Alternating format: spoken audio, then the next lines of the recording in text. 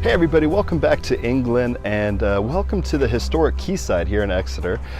If you see behind me, this was a canal that was put in that served as a major trading route as early as the 16th century. So 16th and 17th centuries, you see big tall ships that were sailing through here, going to the ocean, across the Atlantic, to the colonies, and bringing back tobacco, bringing back cotton, and starting the system of exchange between this new world and here in England and across Europe.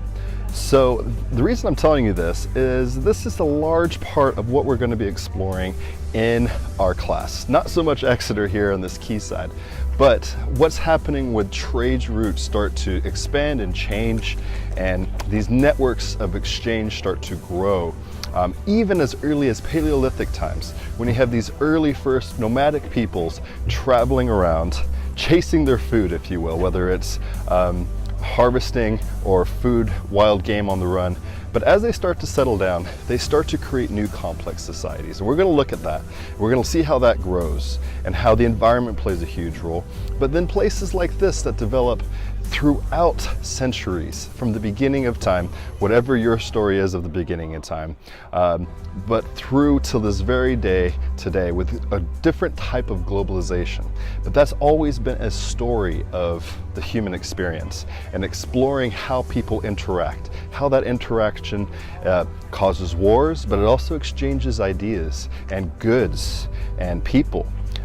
And also disease, but these things play a role throughout history. So again, we're in world history class. I wanted to also welcome you all because some of you I noticed are returning, and I'm really excited to see you and talk to you again. Some of you are brand new. And some of you, this is your very first time taking an online class. So don't worry. I hope you discovered that the modules page is very clearly laid out. We have due dates Fridays and Mondays. So if you keep that in mind, it should go pretty smoothly for you.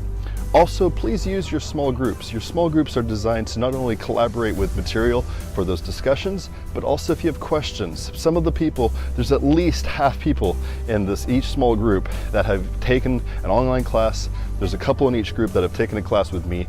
So use them and collaborate with what is expected in these sort of classes. And don't freak out in the 8 weeks about the exam, because we're going to gear up to that. It's also open book, so nothing here should be fearful. Remember, we don't memorize names and dates. We're looking at concepts of how to use history to better understand the past, to better understand ourselves.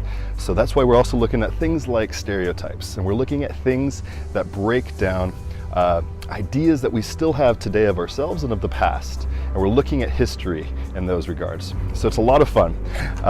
And please always email me, even though I'm in England. You know I am connected to the North State and happy to help along the way, whatever questions you have.